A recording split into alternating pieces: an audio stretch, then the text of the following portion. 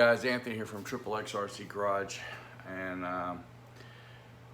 still haven't returned to Gen 8. You know, this big boy here. I haven't returned it yet. Taking it back today to Robert to Awesome RC Cars.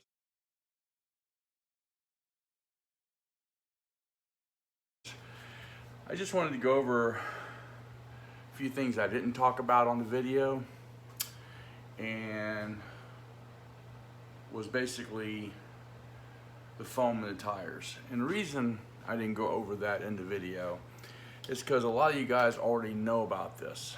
But for you guys who don't know, let me enlighten you. That sounded sarcastic. Anyway, the tires that are used on the Gen 8 are basically these tires. Now, these are metal rims. I changed them out. I don't like vented things, and I still used the same foam inside these, just with some metal rim, and these things are hard as a freaking rock. Okay, let me show you what I'm talking about. This tire here, see how squishy it looks? Now, I do have Deuce's Wild 2-stage foam in here, and so those foams have like a gap in them where these really don't. And even though they get really hard, now see, it's cold in my garage, so of course without burning these things up, feels good. So I'm going to heat it up in front of the heat gun and try to bring it back to more of a Florida, Arizona weather. And see if I can get these to soften up to show you some ideas of what I'm talking about.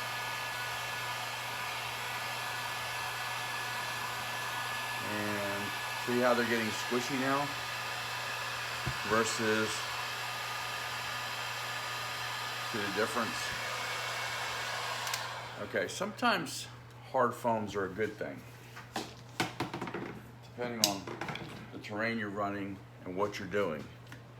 You know, being in like the Arizona area where Red Cat's from, that's the reason. Soft foams, hard foam, same foams, warmed up, cold. See the difference? So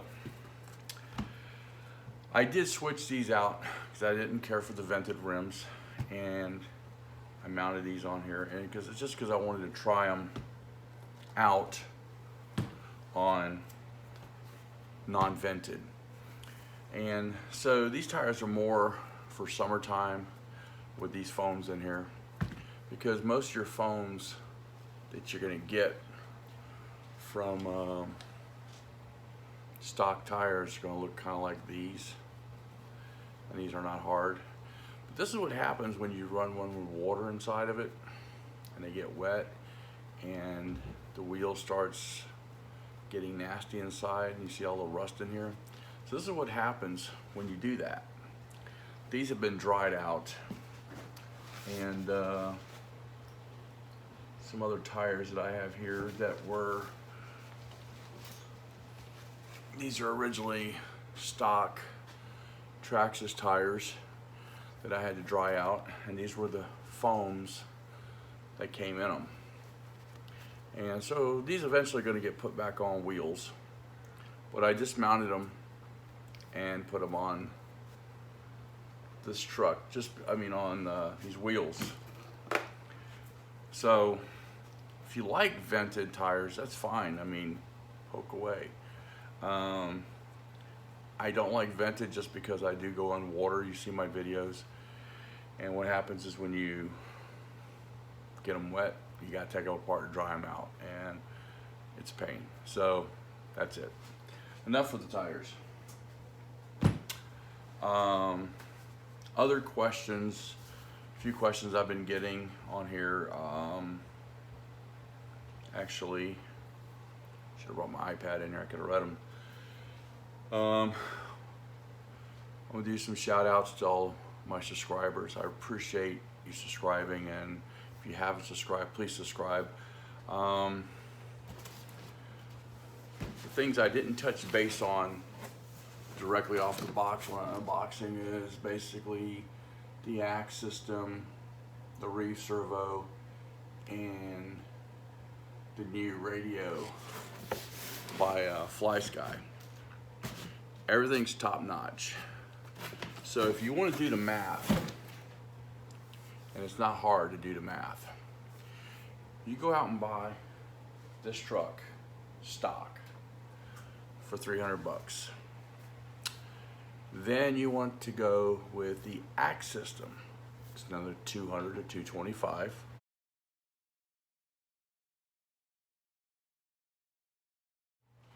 So now you got $525 just in the motor, still having stock servos, still having that really cheap, and I believe it's a Fly Sky also, but that radio that comes with it is not that great. So now you've got $525, we'll say $500 in the stock truck. No interior, blacked out windows. So if you want to clean them, you got to clean them. You know, this is what I'm talking about. And don't get me wrong, sometimes that's all your budget calls.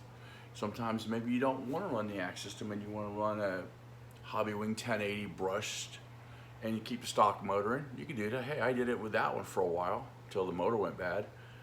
And it's because the conditions I ran it in, it went bad.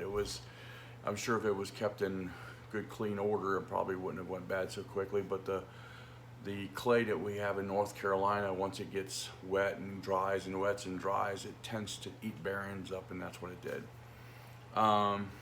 Servo. I mean, you can go out and buy the reef servo. It's a great servo. They're awesome servos. All their servos are great. What the problem is sometimes your budgets don't meet that level. So you want something cheaper. I mean, I've been using the Next Fly by Red Cat, which is the 25 kg. I mean, they could have put that in this one too, but I guess they were trying to bring a more upscale rig out of the Red Cat, which is awesome and not knocking it. Or you can get the Chinese version of the 25 kgs for $20 to $30 depending on where you're buying it from. Even sometimes 15 if you're lucky. Which that's what I have in this one. Then you want to go out and buy the metal gears.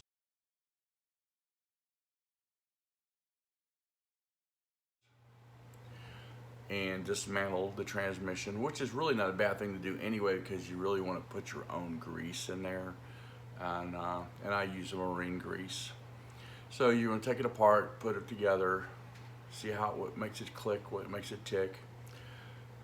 But then you've got that stupid little hump underneath the skid.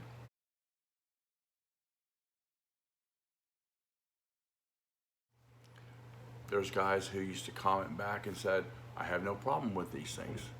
Why are you changing out something that really is not an issue? Well, for you it may not be, but when I'm on a rock and I'm teeter-tottering and I'm hung in the middle, that little bump does create an issue for me. That's why I went with the Bauhaus. Another $25. So now, between the gearing and the Bauhaus skid, I'm looking at another 50 bucks. So now I got $550 wrapped up in this truck. Okay, not a problem. Still haven't changed out the servo yet. So now I'm gonna change out the servo. We're gonna say, hypothetically, say I spend $40. So I was at $550, so I'm now at $590 with a cheap Chinese servo, replace the skid and the gears, putting my own grease in, which is not a bad thing to do. I mean, I would take this apart, put my own grease in it too, so if it was mine. So I'm at $590. Now, the body. So now I'm going to take this body here and I'm going to clean the windows. So I'm going to buy some nitro fuel and clean the windows. Take the time to do that. Takes time. The nitro fuel cost me like 20 bucks, but the thing is I've used it multiple times on a different rig, so I can't consistently say that whole 20 bucks was in there. But say if you're just doing it for one project, it's another 20. So now you're at 610. Then you want the decals to go around the windows to replace the etching. So I went on RC Nation. There's a guy on there, and I think I paid 12 bucks for the decals. So now I'm at, what, 622. So now I want an interior. So if you go on Pro Line, the interiors could cost you as much as 50 bucks, if not more, to put an interior, and then you got to buy the paint to paint it and fix it the way you want it. So by the time it's all said and done, you're screaming over $700, and you still got the stock crappy radio. So now if you want to change out your radio, and say you do want to buy that Fly Sky, so we'll say $70 for kicks and giggles.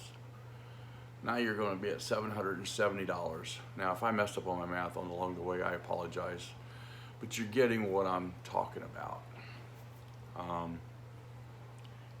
This truck's an awesome buy. First and foremost, if I could get this body online, I'd buy it in a heartbeat. I really don't need to change out my chassis because everything else is pretty much okay. And when the chassis or the axles decide to have their issues, I'll buy those aftermarket or buy the Red Cat ones and replace that and have the same stuff that the new one has. I'm not telling you not to buy the new truck. I'm just saying if you already have this truck and you've already spent all the money in it, like I have, then it's not worth the purchase. I'm not going to tell you I'm not drooling on this thing, because I am. I mean, if I had $500 to spend today and I had nothing else to buy and everything was where it's supposed to be in life and I just had that extra money, yeah, I'd buy it. It would, this truck would be on that shelf right now. But I can't, not right now. And looking at the purchase value in my head, it would be cheaper for me just to buy that body, and then I could still have that same look on my stock one. And if I ever decided I want the stock look back again, all I do is take the body off and switch it back. You can only drive one RC at a time. Yeah, here's a guy who's got all these RCs. So back on the Red Cat, I'm telling you right now, if you want a no frills truck, in other words, you want to buy this truck, take it out of the box and go play and not wrench, that's your truck right there. It's ready to run. I mean, granted, you got to put batteries in it, but it is ready to run. You got a good radio, good servo, good motor ESC. They fixed a lot of the bugs. A cool looking truck. The only thing is kind of iffy is, like I said, the foam and the tires, but if you can get past that, you're good. It's still runnable. So nothing to knock that part. So I would say value, it's worth every penny. Even though I'm not buying it, it's still worth every penny that they're put on here, because you can't build this truck for the price. Anyway, thank you for watching. Don't forget to subscribe, and remember, have fun with RCs.